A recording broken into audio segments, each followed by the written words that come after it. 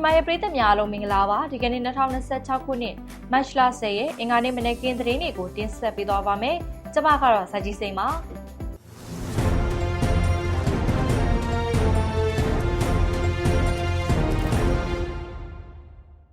6စိတ်ပြူလမ်းပိုင်းမှာပြူစော်တီကောင်းဆောင်စိန်နကတ်ထံကိုလိုင်စင်မဲကပို့ဆောင်ပေးတဲ့စေတက်ဘိုးကြီးဘိုးဘိုးနဲ့နောက်လိုက်ဒရိုင်ဘာတို့ကိုတော်လိုင်းတပ်ဖွဲ့တွေကဖမ်းဆီးရမိခဲ့တယ်ဆိုတဲ့သတင်းစစ်တွေမျိုးအနီးကိုတိုက်ပွဲတွေနီးကပ်လာချိန်စစ်တပ်ဘက်ကလောက်ခံဝန်ထမ်းတွေခွင့်ပြုချက်မရပဲလေရင်လက်မှတ်ဝဲတာနေရပြန်တာတွေလုံးဝမပြုလုပ်ဖို့စစ်တပ်ကအမိန့်ထုတ်ပြန်လိုက်တယ်ဆိုတဲ့သတင်းနဲ့အတူတခြားစိတ်ဝင်စားစရာနောက်ဆုံးရသတင်းတွေကိုတင်ဆက်ပေးသွားပါမယ်ရှင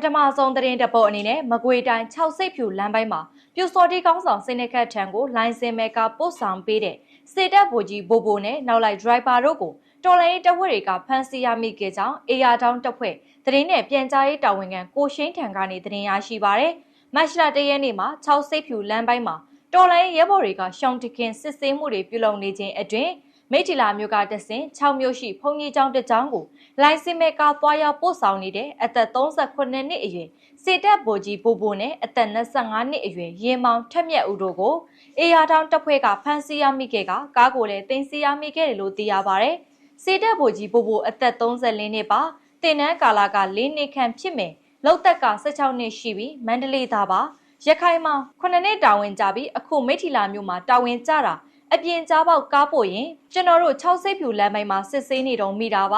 ကားသွားပို့တာ6ပြူခေါင်းဆောင်စိန်နကက်စီကိုသူနဲ့အတူကားသမားတစ်ယောက်ပါတယ်နာမည်ကထက်မြက်ဦးသူကကားရီပစ္စည်းတွေကိုစကားစနဲ့ပေါင်းပြီးပို့ပေးနေတာလို့အေယာတောင်တပ်ဖွဲ့ကသတင်းနဲ့ပြန်ကြားရေးကိုရှိန်းကပြောပါတယ်အဲ့ဒီဖန်စီရမိတဲ့ဘိုးကြီးဘိုဘိုဟာမင်္ဂလာတုံးမြို့နယ်တက်မတော်တူနာပြူနယ်စေဘက်ပညာတက္ကသိုလ်မှာ2009ခုနှစ်ကနေ2010အထိတက်ရောက်ခဲ့ကြောင်း2011ခုနှစ်ကနေအခုလက်ရှိအချိန်အထိတာဝန်ထမ်းဆောင်နေရစစ်မှုရန်သက်16နှစ်ရှိပြီဖြစ်ကြောင်းလက်ရှိအချိန်မှာမိထီလာမြို့အမှတ်1တက်မတော်စေယုံဂရေ900မှာတာဝန်ထမ်းဆောင်နေသူဖြစ်ကြောင်းသူကလာစာအပြင်အောက်ဆိုင်အပြင်စီးပွားရေးအနေနဲ့ပြူစော်တီကောင်းဆောင်စိန်နကတ်ထံကိုလိုင်စင်မဲကားတွေကိုကယ်ရီပို့ဆောင်ပေးနေကြောင်းလက်ရှိမှာလိုင်စင်မဲကား3စီးကိုပို့ဆောင်ပေးထားပြီးဖြစ်ကြောင်းသိရပါဗျ။စစ်တုံးမှန်ဘိုးကြီးဘိုဘိုနဲ့အတူလိုက်ပါလာတဲ့ရင်မောင်ထက်မြက်ဦးမှလည်းလိုင်စင်မဲကားတွေကို6မြို့ရှိဖုန်ကြီးကျောင်းကိုတွားရောက်ပို့ဆောင်ပေးနေရသူဖြစ်ပြီး3ကြိမ်မြောက်လိုင်စင်မဲကားတွေကိုပို့ဆောင်ပေးတာဖြစ်ကြောင်းအေယာတောင်တပ်ဖွဲ့ကသတင်းနဲ့ပြန်ကြားရေးကိုရှိန်းထံကနေသတင်းရရှိပါရရှင်။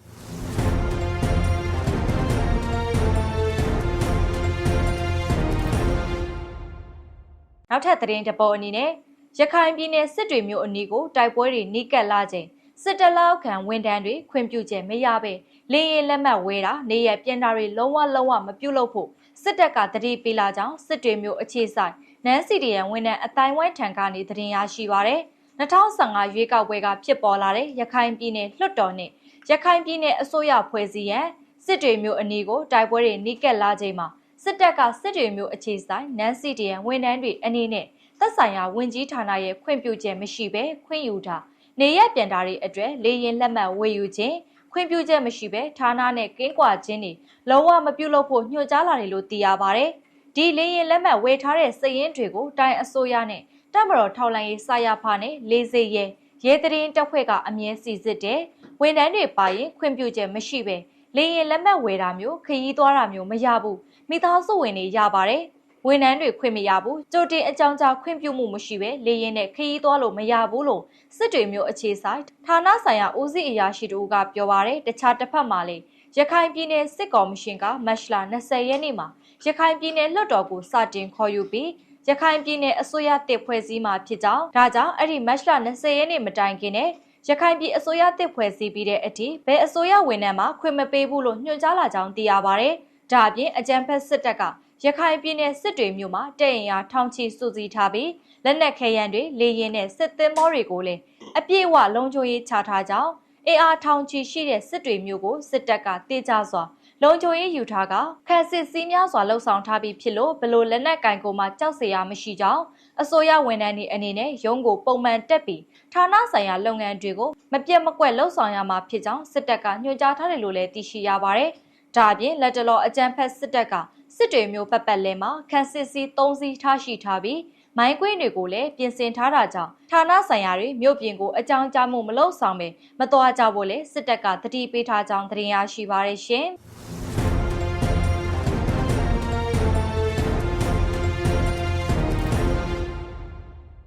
နောက်ထပ်သတင်းတစ်ပုဒ်အနေနဲ့စစ်ကောင်စီနဲ့ရုရှားတို့ပူးပေါင်းကလဲပတ်ဖို့စ조사နေတဲ့ရှမ်းပြည်တောင်ပိုင်းတောင်ကြီးမြို့နယ်နန်စီကျေးရွာအုပ်စုရှိအမှတ်နှစ်ပင်းပက်တမနီစက်ရုံပြန်လည်လဲပတ်ဖို့အတွက်အောက်ဆီဂျင်နဲ့နိုက်ထရိုဂျင်ဓာတ်ငွေ့2မျိုးကိုစတင်ထုတ်နေပြီဖြစ်တယ်လို့သတင်းရရှိပါရယ်။အမှတ်နှစ်ပင်းပက်တမနီစက်ရုံမှာအောက်ဆီဂျင်နဲ့နိုက်ထရိုဂျင်ဓာတ်ငွေ့တွေကိုစီးပွားဖြင့်စတင်ထုတ်လုပ်တဲ့အလုပ်ရောစီးပွားဖြင့်စတင်လဲပတ်ခြင်းအခမ်းအနားကိုစစ်ကောင်စီကရှမ်းပြည်နယ်အစိုးရအဖွဲ့ဝန်ကြီးချုပ်ဦးအောင်ဦးဆောင်ကမတ်လ10ရက်နေ့မွန်းလွဲပိုင်းမှာကျင်းပခဲ့တယ်လို့လည်းသိရပါရယ်။အဲ့ဒီဓာတ်ငွေ့တွေဟာတန်းနဲ့တမနီထုတ်လုပ်ရာမှာအရေးကြီးတဲ့အစိတ်အပိုင်းတစ်ခုဖြစ်ပြီးစစ်ကောင်စီကရုရှားနဲ့ပူးပေါင်းကပင်းပက်တမနီစက်ရုံကိုပြန်လည်လဲပတ်နိုင်ဖို့ပြင်ဆင်နေတာဖြစ်ကြောင်းရှမ်းပြည်အခြေစိုက်တဘာဝပတ်ဝန်းကျင်အရေးတက်ကြွလှုပ်ရှားနေတဲ့အမျိုးသမီးတဦးထံကနေသိရပါဗျ။အောက်ဆီဂျင်နဲ့နိုက်ထရိုဂျင်ဓာတ်ငွေ့တွေကတမနီထုတ်လုပ်ရာမှာအရေးကြီးတဲ့မဖြစ်မနေအခန်းကဏ္ဍမှာပါတယ်။အောက်ဆီဂျင်ကမီးပြင်းမှုအားပေးတယ်။တခြားဓာတ်သတ္ထုတွေတန့်စင်ပေးနိုင်တယ်။နိုက်ထရိုဂျင်ကကြတော့လောင်ကျွမ်းပြီးပောက်ကွဲတာကိုကာကွယ်နိုင်ဖို့နဲ့တန်ရည်ပူတွေကိုအေးအေးပေးတဲ့နေရာမှာမရှိမဖြစ်သုံးတဲ့အရာဖြစ်တယ်။အခုဓာတ်ငွေ့ထုတ်လုပ်တာကတမနီစက်ရုံပြန်လည်လဲပတ်ဖို့အတွက်အချက်ပြလိုက်တဲ့သဘောပဲလို့မြင်ပါတယ်လို့သူကဆိုပါတယ်။ဒါအပြင်ပင်ပက်တမနီစက်ရုံစီမံကိန်းကြောင့်အရင်ကဒေသခံတွေရဲ့မြေဧကထောင်ချီသိမ်းယူခံခဲ့ရပြီးဒေသခံတချို့ဟာရော်ကြေးမရရှိခြင်းနဲ့အသက်မဝဲကြောင်းနဲ့ကျန်းမာရေးဆိုင်ရာထိခိုက်မှုတွေရှိခဲ့ကြောင်းဒေသခံတွေနဲ့ PYO ပိုအိုလူငယ်အဖွဲ့အစည်းကပြုစုတင်ပြထားတဲ့မှတ်တမ်းတွေအရသိရပါတယ်။တဘာဝပတ်ဝန်းကျင်အနေနဲ့ကြည့်မယ်ဆိုရင်လေလူထုကိုရောပတ်ဝန်းကျင်ကိုရောအတော်လေးထိခိုက်နိုင်ပါတယ်။စက်ရုံကထွက်လာတဲ့ဓာတ်ငွေ့တွေနဲ့စွန့်ပစ်အညစ်အကြေးတွေကအနားမှာရှိတဲ့နတ်တစ်ဖက်ချောင်းကိုစီးမယ်ဆိုရင်ဒေသခံတွေရဲ့စိုက်ပျိုးမြေတွေပျက်စီးပြီးရေကိုသုံးနေရတဲ့အတွက်အသက်ရှူလမ်းကြောင်းဆိုင်ရာနဲ့အသေးကြောက်ကက်ကျန်းမာရေးထိခိုက်တာတွေဖြစ်နိုင်တယ်။နတ်တစ်ဖက်ချောင်းရည်တဲ့စိုက်တဲ့နောင်မွန်ရှမ်းဆန်မျိုးဆိုရင်ဓာတုပစ္စည်းတွေအများကြီးပါလာတာမျိုးဖြစ်ပွားနိုင်ပါတယ်လို့တဘာဝပတ်ဝန်းကျင်အရေးတကြွလှုပ်ရှားနေတဲ့အဲ့ဒီအမျိုးသမီးတဦးကစပြောပါတယ်။အဲ့ဒီစက်ရုံကိုအရင်အစိုးရလက်ထက်မှာတဘာဝပတ်ဝန်းကျင်နဲ့စီးပွားရေးဆိုင်ရာပြဿနာတွေကြောင့်ရန်နာထားခဲ့ပေမဲ့စစ်အာဏာသိမ်းပြီးနောက်ပိုင်းတနစ်ကျော်ကလေးကစစ်ကောင်စီကရုရှားကုမ္ပဏီတွေနဲ့ပူးပေါင်းကပြည်လဲပတ်နိုင်မှုအတွက်အမှတ်1တမနီစက်ရုံနဲ့ဓာတ်ရိုက်ရထားလမ်းဖောက်လုပ်ခြင်းရုရှားကပညာရှင်တွေပြည်လဲခေါ်ယူပြီးတော့တမနီထုတ်ဖို့ကြိုးပမ်းနေကြတာဖြစ်တယ်လို့သတင်းရရှိပါရရှင်။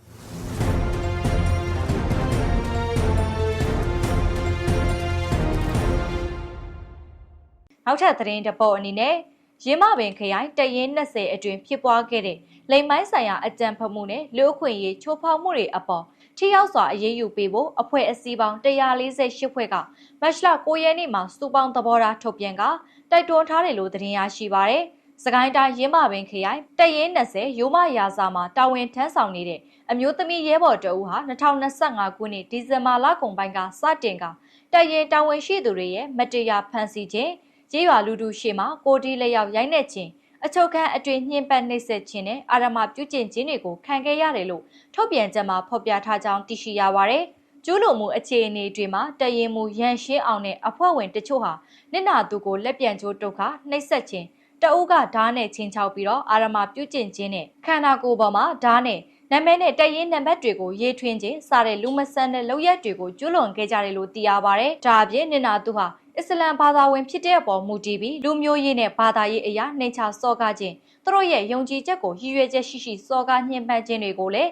ပြုလုပ်ခဲ့တယ်လို့သိရပါတယ်။အဲ့ဒီဖြစ်စဉ်ဟာတော်လှန်ရေးကာလအတွင်းအာဏာအလွဲသုံးစားလုပ်ခါတပ်သားအချင်းချင်းအပေါ်ကျူးလွန်ခြင်းဖြစ်ပြီးလိမ်မိုင်းဆိုင်ရာအကြမ်းဖက်ခြင်းလူကုန်တိတ်ခါညှိုးနှွမ်းစေခြင်းနဲ့တရားဥပဒေစိုးမိုးရေးကိုပြောင်ပြောင်တင်းတင်းစိန်ခေါ်လိုက်တာဖြစ်တယ်လို့အေအာစုတွေကရှုမြင်ကြကြောင်းသိရပါတယ်။အမျိုးသားညီညွတ်ရေးအစိုးရ NUG ပြည်သူ့ကာကွယ်ရေးတပ်မတော်နဲ့သက်ဆိုင်ရာအစုအဖွဲ့တွေအနေနဲ့တရင်မှုရန်ရှင်းအောင်နဲ့မရိမှုကျူးလွန်သူအပါအဝင်ပါဝင်ပတ်သက်သူအလုံးကိုအမြန်ဆုံးစုံစမ်းစစ်ဆေးအရေးယူပေးဖို့တောင်းဆိုထားတယ်လို့လည်းသိရှိရပါတယ်။နစ်နာသူအမျိုးသမီးသူ့ရဲ့အမျိုးသားနဲ့သမီးငယ်လေးတို့ကိုတရင်နဲ့ဖိအားပေးမှုတွေကနေကင်းလွတ်တဲ့ဘေးကင်းရာနေရာကိုအမြန်ဆုံးရွှေ့ပြောင်းဆောင်ရှောက်ပေးဖို့လည်းလိုအပ်တယ်လို့အဲ့ဒီသဘောထားထုတ်ပြန်ချက်မှာဖော်ပြထားတယ်လို့လည်းသိရှိရပါတယ်။ဒါအပြင်အမျိုးသားညီညွတ်ရေးအစိုးရအနေနဲ့တော်လိုင်းကာလအတွင်းကျူးလွန်ခံခဲ့ရတဲ့အမျိုးသမီးနဲ့ကလေးငယ်တွေအတွက်တရားမျှတမှု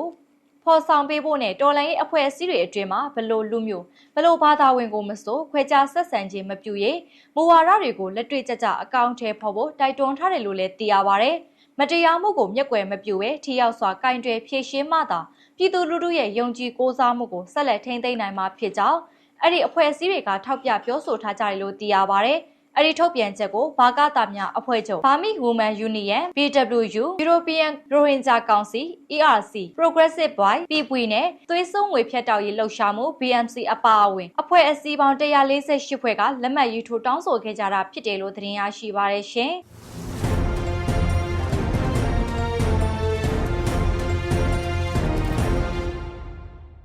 နောက်ထပ်သတင်းတစ်ပုဒ်အနေနဲ့ချင်းပြည်နယ်ဖလန်းမြို့နယ်လုံဖော့ကျေးရွာကိုစစ်ကောင်စီရဲ့ drone နဲ့တိုက်ခိုက်မှုကြောင့်ကျောင်းသူတို့ထပ်မံတေဆုံးခဲ့ပြီးတေဆုံးသူရဲ့မိခင်ဖြစ်သူမှလည်းဒဏ်ရာရရှိခဲ့တယ်လို့ဒေသခံတွေထံကနေသတင်းရရှိပါရယ်။မတ်လ10ရက်နေ့ညနေ4နာရီခန့်မှာလုံဖော့ကျေးရွာရှိ AG ဖျားကျောင်းအနီးနေအိမ်တစ်လုံးကိုစစ်ကောင်စီက drone နဲ့ပုံကျဲတိုက်ခိုက်ခဲ့တာဖြစ်တယ်လို့သိရှိရပါရယ်။အဲ့ဒီတိုက်ခိုက်မှုကြောင့်အသက်16နှစ်အရွယ်ကျောင်းသူမှာဘုံစားထိမှန်ကနေရာမှာတင်တေဆုံးခဲ့ပြီးသူရဲ့မိခင်ဖြစ်သူမှလည်းခြေထောက်နဲ့လက်တို့မှာအပြင်းထန်ဒဏ်ရာတွေရရှိခဲ့တဲ့အတွက်စေကူသားမှုခံယူနေရတယ်လို့သိရှိရပါတယ်။စစ်ကောင်စီကလုံဖော့ AG ဖျားကျောင်းအနာအိမ်ကို drone ပုံသီးကြောက်ရောက်ပောက်ကွဲခဲ့တာပါ။အိမ်မှာထမင်းချက်နေတဲ့ကျောင်းသူတို့ကဘုံစားမှန်ပြီးပွဲချင်းပြီးတေဆုံးသွားတယ်။မိခင်ဖြစ်သူကလည်းစိုးရိမ်ဒဏ်ရာတွေရတယ်။လက်ရှိမိခင်ကစေကူသားမှုခံယူနေရတယ်လို့ဖလန်းဒေသခံတို့ကပြောပါတယ်။မတ်လ9ရက်နေ့ကလည်းစင်စွဲကျေးရွာမှာစစ်ဘေးရှောင်နေရကနေရွာအတွင်းကိုပစ္စည်းပြဲယူတဲ့အသက်14နှစ်အရွယ်မောင်ဘာတီယန်နွန်ထမ်းမှာ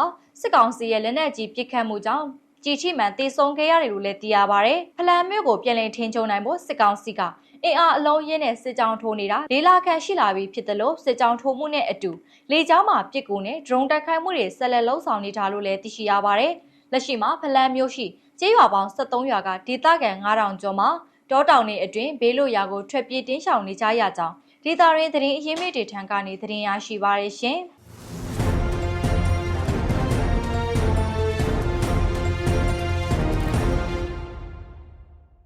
နောက်ထပ်သတင်းတစ်ပုဒ်အနေနဲ့နိုင်ငံတော်ဝန်73စီပြက်လက်မှုကြောင့်ပြည်သူတွေစီဆိုင်တွေမှာအချိန်ကြာမြင့်စွာတန်းစီနေရတဲ့အခက်အခဲနဲ့ရင်ဆိုင်နေရချိန်မှာစစ်ကောင်မရှင်လက်အောက်ရှိတယန်စာတနဲ့တဘာဝပတ်ဝန်းကျင်ထိန်းသိမ်းရေးဝန်ကြီးဌာနပြည်ထောင်စုဝန်ကြီးဦးခင်မောင်ကြီးဟာမနေ့ကမနက်ပိုင်းကပြည်ဦးလေမြို့နယ်အတွင်းရှိမြေအုံချမှုအခြေအနေတွေကိုလေရင်နဲ့ဝေဟင်ကနေနေ့လည်ကြည့်ရှုစစ်ဆေးခဲ့တယ်လို့သတင်းရရှိပါရယ်။အဲ့ဒီပြည်ထောင်စုဝန်ကြီးနဲ့အတူမန္တလေးတိုင်းဝန်ကြီးချုပ်ဦးမျိုးအောင်နဲ့ဌာနဆိုင်ရာတာဝန်ရှိသူတွေလိုက်ပါခဲ့ကြပြီးပြည်ဦးလေမြို့နယ်ရှိတစ်တော်ကျိုးဝိုင်းတွေအတွင်းတရားမဝင်ကျူးကျော်မှုတွေမြေလွတ်မြေရိုင်းနဲ့လေယာမြေတွေကိုခွင့်ပြုချက်မရှိဘဲတခြားနည်းအသုံးပြုနေမှုတွေကိုဝေဟင်ကကနအိုးကြည့်ရှုစစ်ဆေးခဲ့တာဖြစ်တယ်လို့စစ်ကော်မရှင်ပိုင်းသတင်းစာတွေနဲ့တယန်စာတနဲ့တဘာဝပတ်ဝန်းကျင်ထိန်းသိမ်းရေးဝန်ကြီးဌာနရဲ့လူမှုကွန်ရက်စာမျက်နှာမှာဖော်ပြထားတယ်လို့သိရှိရပါတယ်။လက်ရှိမှာ73စီရှားပါမှုနဲ့ဈေးနှုန်းမြင့်မားမှုကြောင့်အခြေခံလူထုနဲ့ကုန်စည်စစ်ဆေးမှုခန္ဓာတွေမှာအကျက်တဲဖြစ်ပေါ်နေပေမဲ့ဝန်ကြီးဌာနအနေနဲ့တစ်တော်ပြုံးတိမှုကာကွယ်ဖို့နဲ့တရားမဝင်မြေယာအသုံးချမှုတွေကို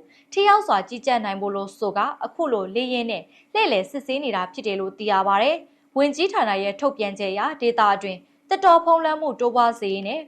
ရေဝေရေလဲဒေတာတွေထိန်းသိမ်းနိုင်မှုတရားမဝင်ကျူးကျော်သူတွေကိုဥပဒေနဲ့အညီအရေးယူနိုင်ဖို့အတွက်ဌာနပေါင်းစုံပါဝင်တဲ့မြေပြင်ကွင်းစင်အဖွဲ့တွေနဲ့ဆက်လက်စစ်ဆေးသွားမယ်လို့လည်းဖော်ပြထားပါဗျ။73စီအခက်အခဲကာလအတွင်းပြည်သူတွေကိုကားနံပါတ်စုံမစနစ်ခွဲကအပြင်ထွက်ဖို့ပြီးခဲ့တဲ့မတ်လ9ရက်နေ့ကတည်းကစတင်အကောင့်ထဲပေါ်ဆောင်ရွက်နေပေမဲ့စစ်ကော်မရှင်လက်အောက်ရှိဝန်ကြီးဌာနမှာတော့လေရင်အသုံးပြုကကွင်းစစ်စစ်ဆေးမှုတွေလှုပ်ဆောင်နေတာဖြစ်ကြောင်းဒေတာရင်းသတင်းအရင်းမြစ်တွေထံကနေသတင်းရရှိပါရရှင်။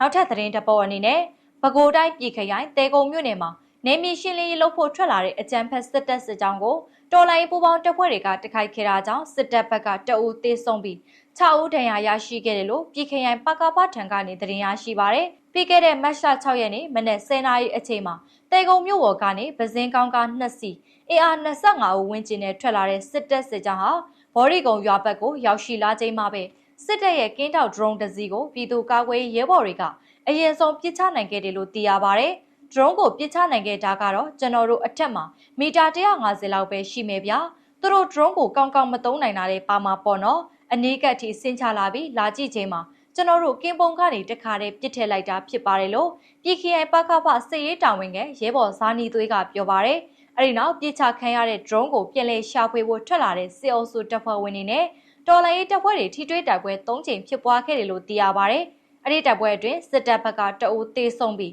2ဦးဒဏ်ရာရရှိခဲ့တာကြောင့်သေဆုံးတဲ့ထိခိုက်ဒဏ်ရာရရှိသူတွေကိုတေဆောင်ကပြန်လည်ဆုတ်ခွာသွားတယ်လို့သိရှိရပါတယ်။စစ်အုပ်စုစစ်ကြောင်းပြန်လည်ဆုတ်ခွာသွားချိန်မှာလေဘော်ဒီကုံရွာအနီးမှာတော်လိုင်းရေးတပ်ဖွဲ့တွေက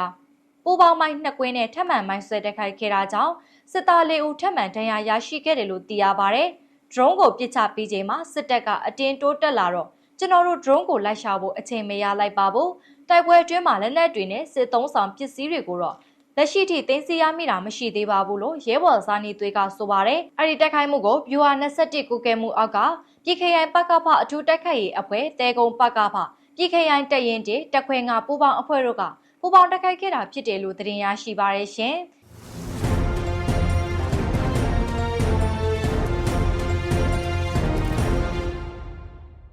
နောက်ထပ်သတင်းတပုတ်အနေနဲ့ပဲခူးတိုင်းညောင်လေးပင်ခရိုင်ကြောက်ကြီးမြို့နယ်အတွင်းအကြံဖက်စစ်တပ်ရဲ့ပြစ်ခတ်တိုက်ခိုက်မှုကြောင့်ပြည်သူ30ဦးသေဆုံးပြီး160ခန့်ဖမ်းဆီးခံထားရတယ်လို့ KNU ဗဟိုကမတ်လ10ရက်နေ့မှာအတိပေးကြေညာခဲ့ကြောင်းသတင်းရရှိပါရယ်။မတ်လ9ရက်နေ့ KNU အုပ်ချုပ်မှုနယ်မြေညောင်လေးပင်ခရိုင်ကြောက်ကြီးမြို့နယ်အတွင်းစစ်ကြောင်းထိုးဝင်ရောက်လာတဲ့အကြံဖက်စစ်တပ်ရဲ့ခမာယ20ခလာယ264ခမာယ439ပူးပေါင်းစစ်ကြောင်းကရေရင်ကုန်းကျေးရွာအုပ်စုအတွင်းရှိအပြစ်မဲ့အရက်သားပြည်သူ160ဦးခန့်ကိုအကြောင်းမဲ့ဖမ်းဆီးခဲ့ကြောင်းမတ်လ9ရက်နေ့စစ်တပ်နဲ့ KNN တို့အကြားတိုက်ပွဲတွေဖြစ်ပွားခဲ့ပြီးစစ်တပ်က drone နဲ့လေယာဉ်တွေရေတွင်ကုန်းကျေးရွာအုပ်စုအတွင်းဘုံကျဲတက်ခိုက်ခဲ့ရာစစ်တပ်ကဖမ်းဆီးထားတဲ့ပြည်သူ25ဦးခန့်ထိခိုက်ဒေဆုံးခဲ့ရပြီးတခြားပြည်သူ9ဦးမှလည်းစစ်တပ်ရဲ့တပ်ဖြတ်တာကိုခံခဲ့ရတယ်လို့သိရပါဗျ။စစ်တပ်ကအာဏာတည်မြဲဖို့အတွက်အာဏာမသိမ်းခင်ကာလတွေကလေးကတောင်အခုလိုအယက်သားပြည်သူလူထုကိုပြစ်မှတ်ထားတိုက်ခိုက်မှုတွေကိုမြန်မာနိုင်ငံအနှံ့ကျူးလွန်ခဲ့ပြီးအခုကာလတွေမှာသာသူတို့ရဲ့လုပ်ရက်တွေကိုပြည်သူလူထုတွေအနေနဲ့ပွင့်လင်းမြင်သာစွာသိမြင်ရတာဖြစ်ကြောင်း KNU ကပြောပါတယ်စစ်တပ်ကနိုင်ငံရေးထွက်ပေါက်အဖြစ်အတူအယောင်ရွေးကောက်ပွဲကိုအိုးဆောင်ကျင်းပခဲ့ပြီးအဲ့ဒီကာလတွေအတွင်းလူ့အခွင့်အရေးချိုးဖောက်မှုတွေကိုကျူးလွန်ခဲ့ရုံသာမကရွေးကောက်ပွဲနောက်ပိုင်းကာလအတွင်းမှာလည်းလူ့အခွင့်အရေးချိုးဖောက်မှုတွေကိုပုံမကျူးလွန်လျက်ရှိကြောင်း KNU ကထောက်ပြပြောဆိုထားတယ်လို့လည်းသိရပါတယ်။ဒါအပြင် KNU အနေနဲ့အကြံဖက်စစ်တပ်ရဲ့ပြစ်ခတ်တပ်ဖြတ်တိုက်ခိုက်မှုကြောင့်ထိခိုက်တဲ့တေဆုံးမှုစည်ရင်းတွေကိုဆက်လက်စစ်စစ်အတည်ပြုနေဆဲဖြစ်ပြီးအချိန်နဲ့တပြေးညီထုတ်ပြန်ပေးသွားမှာဖြစ်ကြောင်း KNU ဗဟိုရဲ့ထုတ်ပြန်ချက်တွေအရသတင်းရရှိပါရရှင်။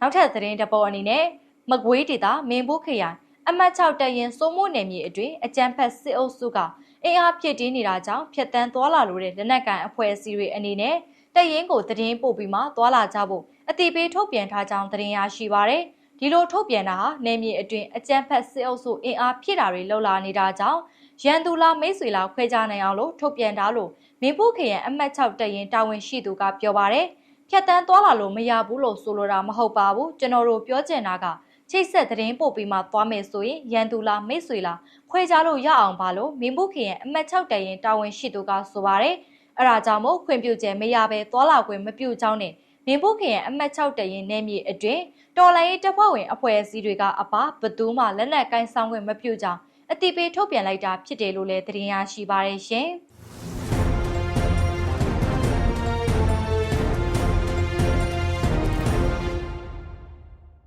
နောက်ဆုံးသတင်းတပုတ်အနေနဲ့မကွေတိုင်းအောင်လံမြို့ရွာမထုံးကျေးရွာအနီးကကပ္ပစ15မှာတာဝန်ကျနေတဲ့စစ်ကော်မရှင်တပ်ဖွဲ့ဝင်တွေထွက်ပြေးသွားလို့အနီးတစ်ဝိုက်ဒေသကရွာတွေကိုစစ်ကြောင်းထိုးကရှာဖွေမှုတွေပြုလုပ်ခဲ့တယ်လို့ဒေသရင်းသတင်းအရင်းမြစ်တွေထံကနေသတင်းရရှိပါရယ်မတ်လ9ရက်နေ့ကအောင်လံမြို့နယ်ရွာမထုံးကျေးရွာအနီးရှိကပ္ပစ15ကစစ်ကော်မရှင်တပ်ဖွဲ့ဝင်3ဦးထွက်ပြေးခဲ့တာကြောင့်စစ်ကော်မရှင်ကအဖွဲ့3ဖွဲ့ခွဲကကျေးရွာတွေကိုအင်အား3ကလိုက်လံရှာဖွေခဲ့ကြတယ်လို့သိရပါရယ်ဖမ်းထားတဲ့စစ်သား3ယောက်ထွက်ပြေးတာလို့ပြောတယ်။အဲဒါကြောင့်လိုက်ရှာကြတာ။သူတို့ကအနာကရွာတွေထဲဝင်ရှာတော့ရွာကန်တွေကကြောက်လန့်ပြီးတော်ရဲဝင်ပြုံးနေကြရတယ်လို့ဒေသခံတို့ကပြောပါရယ်။ကပ္ပစ15အနီးကြောက်ပတောင်တိုက်နယ်အတွင်းကကြေးရွာတွေကိုအင်အား3ကစီးနေရှာဖွေမှုတွေပြုလုပ်ခဲ့ပြီးစစ်ကော်မရှင်တပ်ရဲ့ဝင်ရောက်လာမှုကိုကြောက်ကြတာကြောင့်ဒေသခံတွေဟာဘေးလွတ်ရာတွေကိုတင်းရှောင်ခဲ့ကြရတယ်လို့လည်းသိရှိရပါရယ်။ဒါအပြင်အောင်လံမြို့နယ်တဲကရွာတွေကို စစ်ကော်မရှင်တပ်ကလက်နက်ကြီး drone တွေနဲ့ပစ်ခတ်နေတာကြောင့်ကျေးရွာဆေးရွာခန့်စစ်ဘေးရှောင်နေရက